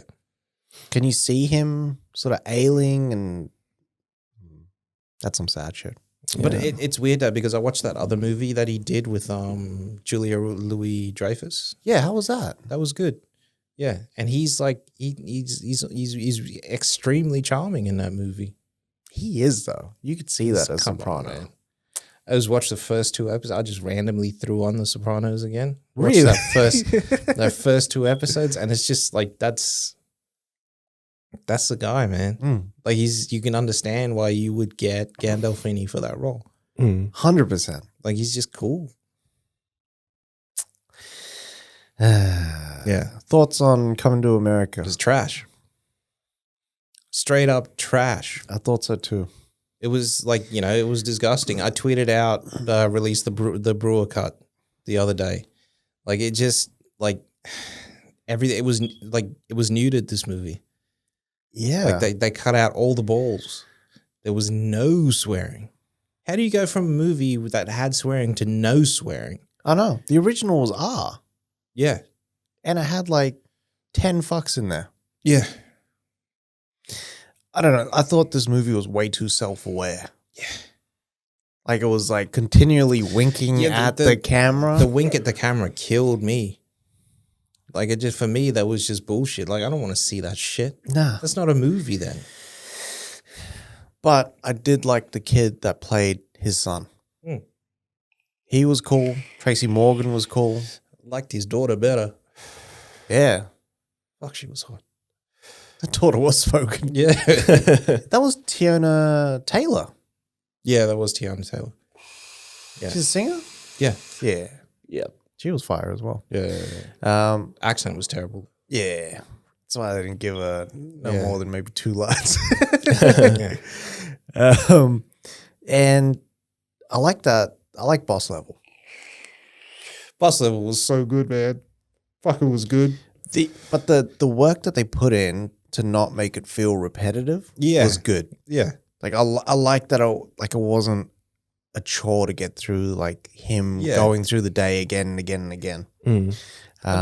For me, I love the jump out the window into the truck and just the way that he dusts himself off. I love the carjacking. Oh man, I'm getting carjacked. You didn't watch them hits, eh? No. Watch them. Oh man, really, really so good. And I seen you watch Young Adult, the Charlize Theron one. Yeah. How was that? SA represent. Yeah, it was all right. Yeah. Yeah. Okay. It was okay. I don't see why it got such like, Critical acclaim. Yeah. It was okay. He's basically just an asshole in that movie. That's all it was. There was one with Mackenzie Davis. Yeah. That she did, where she plays like a new mother. Okay. Yeah. Yeah. That was really good. Mm. It's like The Babysitter or something like that. Mm. Yeah. Would you watch that? I watched Big Trouble in Little China. Fine. The Fright Night reboot as well. How was that? That was really good watching it again. I actually really appreciated this fucking movie. But at the same time, sometimes Colin Farrell needs to not have an accent because sometimes I feel like he needs to make the choice whether he can act good or have an accent. This movie looked really good. Craig Gillespie, the direction there.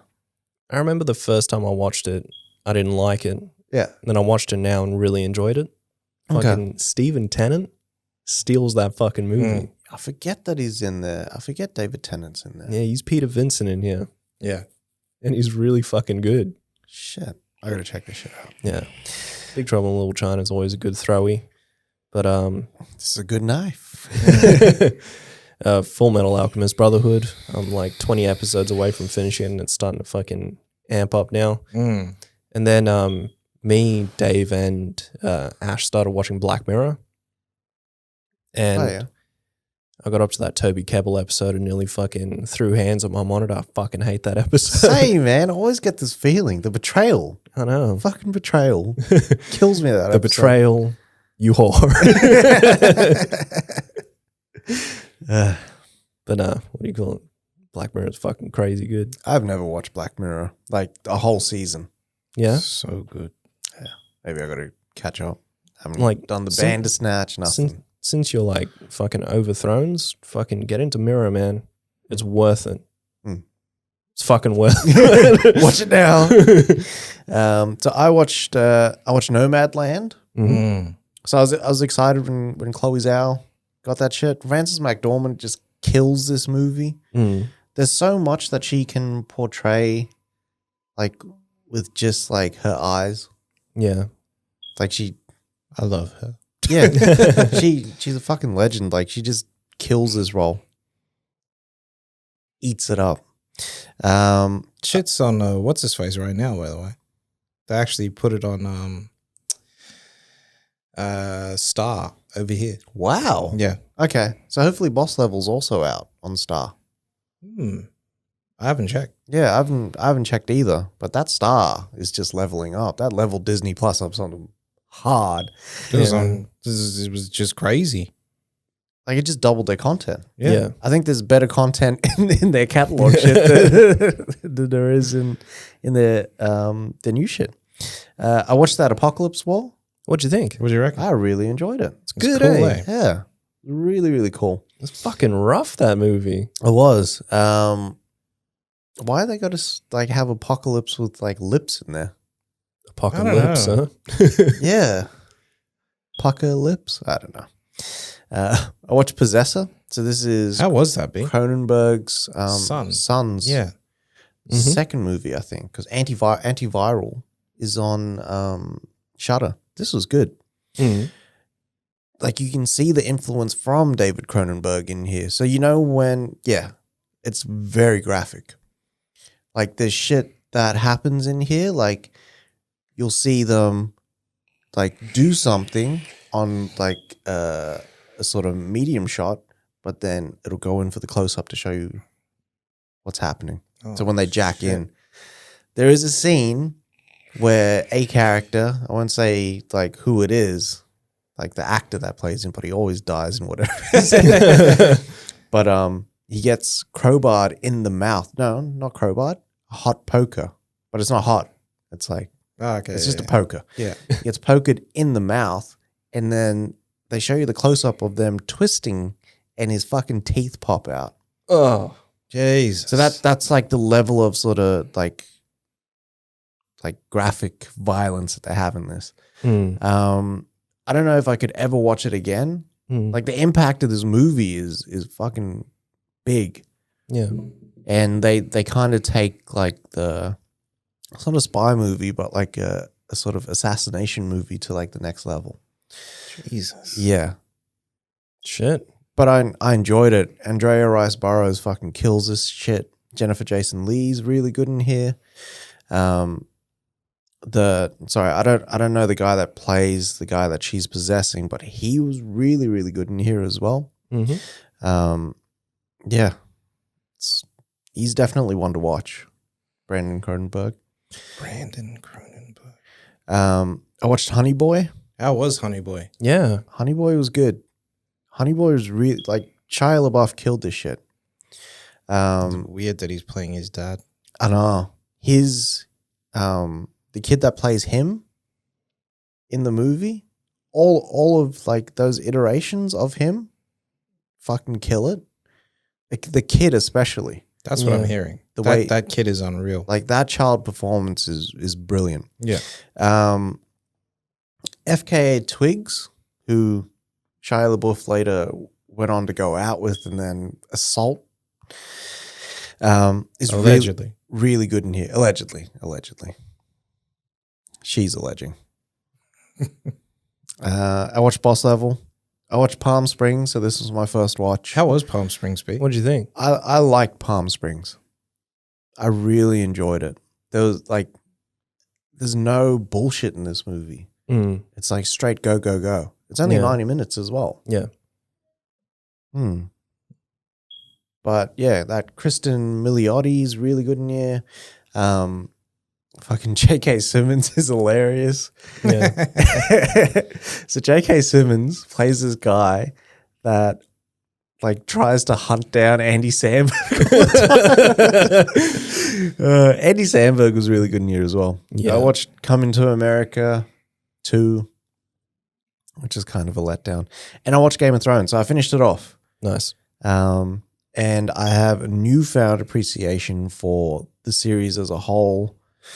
And especially the last 2 half seasons. I didn't think I would, but seeing it without, like, when we think back, the jump from season 6 to season 7 was 2 years. 2 years, yeah.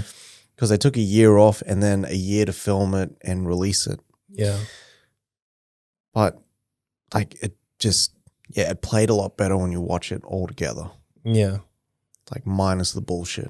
I was gonna say with Palm Springs, the groom, it always fucks me up that that's Tom Hanks' son in Road to Perdition. I know. And Superman. I know, he's grown up and Teen Wolf. Yeah, he was Teen Wolf. He's Tank though, man. Yeah, yeah. Yeah. I love that movie though. Palm Springs was good. I really enjoyed it. It's a nice little throwback onto like rom-coms, but with a twist. Yeah. Like there was no sort of like lovey-dovey bullshit. Yeah. Like it wasn't. It felt a lot realer than that. Yeah. It was like a real take on it. How real is this? When they fucking go into the bar and they just do the choreographed dance. Yeah. That was so cool. And that's it for this week. That's it, fellas. We will be out for 2 weeks while we have this baby. I'll probably shoot back in for maybe a little reflections there on Justice League. First episode of Falcon and the Winter Soldier. Maybe something else. We'll see, because we're going to have 10 days of quarantine. But yeah, catch us on all social media, Instagram, Facebook, Twitter, YouTube, where we're Logosmith Media. Also check us out on Spreaker, where, you know, we're Logosmith Media as well, but you can catch all 3 of our shows. And yeah, love yourself and love movies. Yeah, vape more, smoke less, and wash your ass.